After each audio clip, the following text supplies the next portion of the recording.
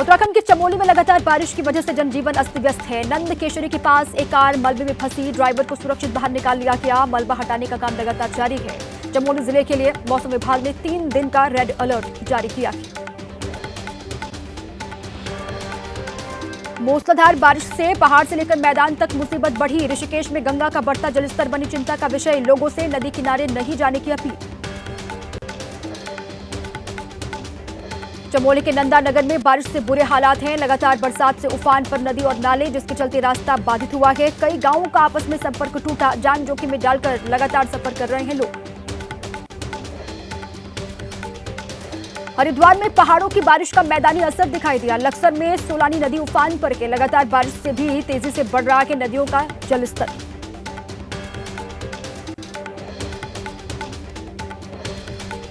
Action में उत्तराखंड के CM Pushkar Singh Dhami. CM Dhami ने आपदा प्रबंधन विभाग के साथ बैठक की। बारकोट यमुनोत्री मार्ग पर बादल फटने की स्थिति की समीक्षा की। पहाड़ी इलाकों में भारी बारिश के बाद मैदानी इलाकों में भी तबाही मची है। यूपी के फतेहपुर में यमुना नदी में अचानक से बाढ़ आने से मडौली गांव से बांदा जनपद को जोड़ने वाला पीपा पुल पानी की धारा में बह गया। यूपी के मुरादाबाद में थोड़ी देर की बारिश ने नगर पालिका के दावों की पोल खोली। शहर की गलियों से लेकर मेन बाजार तक हर जगह पानी का कब्जा है। दुकानों में पानी भरने से व्यापारियों को भारी नुकसान हुआ है। बिहार के नवादा में कुछ देर की बारिश से अस्पताल पर पानी भर गया। मरीजों की बढ़ी परेशानी। मरीजों को गंदे पानी से होकर गुजरना पड़ रहा है। अस्पताल के कई काउंटर्स, दवा डिस्ट्रीब्यूशन सेंटर, एक्सरे समेत कई विभागों में पानी भर गया। झारखंड के जमशेदपुर में लगातार बारिश से लोगों की परेशानी बढ़ी। स्कूल में भरा बारिश का पानी, 162 बच्चे फंसे। जानकारी मिलते ही हरकत में आया जिला प्रशासन। विशेष टीम ने रेस्क्यू ऑपरेशन करके सभी बच्चों को सुरक्षित यहां से निकाला।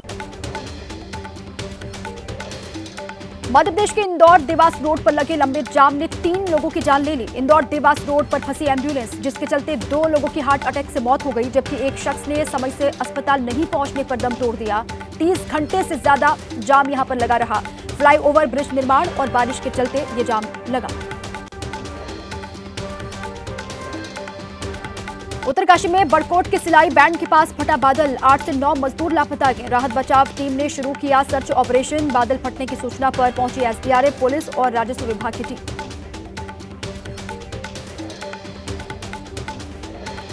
मौसम को देखते हुए चारधाम यात्रा अगले 24 घंटे के लिए रोक दी गई है। भारी बारिश और मौसम विभाग के रेड अलर्ट की वजह से उत्तराखंड प्रशासन ने फैसला लिया कि कल मौसम की स्थिति और मार्गों की समीक्षा के बाद आगे की यात्रा के बारे में फैसला लिया जाएगा।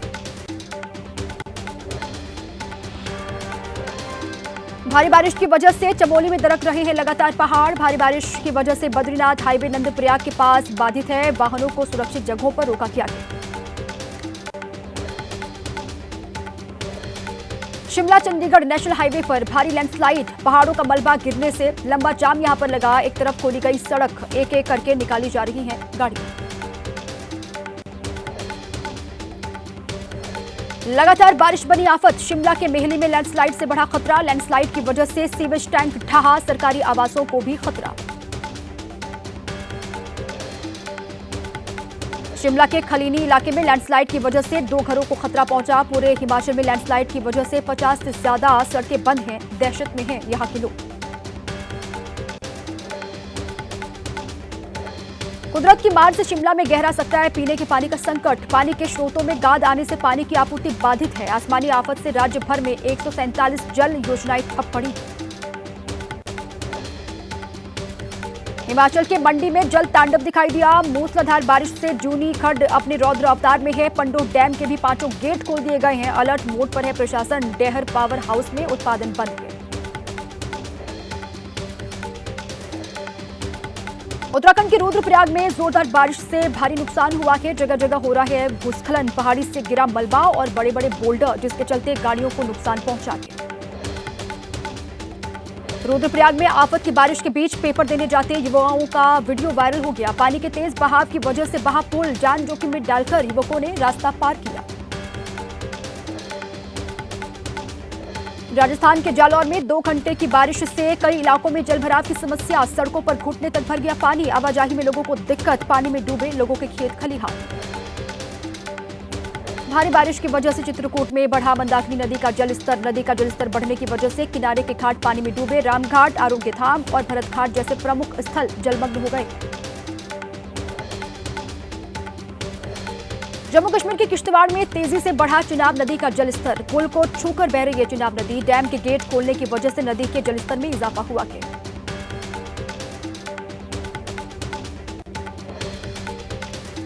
कुल्लू में ब्यास नदी की वजह से स्कूल पर मंडराया खतरा। नदी की वजह से लगातार हो रहा है मिट्टी का कटाव। हालात के बारे में जिला प्रशासन को लिखा गया पत्र, अभी तक नहीं किए गए सुरक्षा के उपाय। भारी बारिश की वजह से बागेश्वर में बढ़ा सरयू नदी का जलस्तर। उफान मारकर बह रही है सरयू नदी। नदी किनारे पर जारी हुआ अलर्ट। लोगों को नदी के घाटों पर जाते समय एहतियात बरतने के निर्देश। उत्तराखंड के विकासनगर में भी मौसम की मार। नदी का जलस्तर बढ़ने के बाद लोहारी और डाकपत्थर डैम से काफी मात्रा में पानी को छोड़ा गया। आसपास के इलाकों में चेतावनी जारी। यूपी के आगरा में चंबल परियोजना के लिए खोदी गई पाइपलाइन में हुआ हादसा। निर्माण कार्य के दौरान मिट्टी धंसने से दबे हुए 8 लोग 10 फीट गहरे गड्ढे से पीली मिट्टी लेने गए थे ग्रामीण। कड़ी मशक्कत के बाद लोगों को बाहर निकाला गया। ओडिशा के डीजीपी रथ यात्रा के दौरान भगदड़ के बाद गुंडीचा मंदिर पहुंचे। हालात का जायजा लिया। कहा, नियंत्रण में यहां हालात हैं। घटना के कारणों की जांच पड़ताल होगी।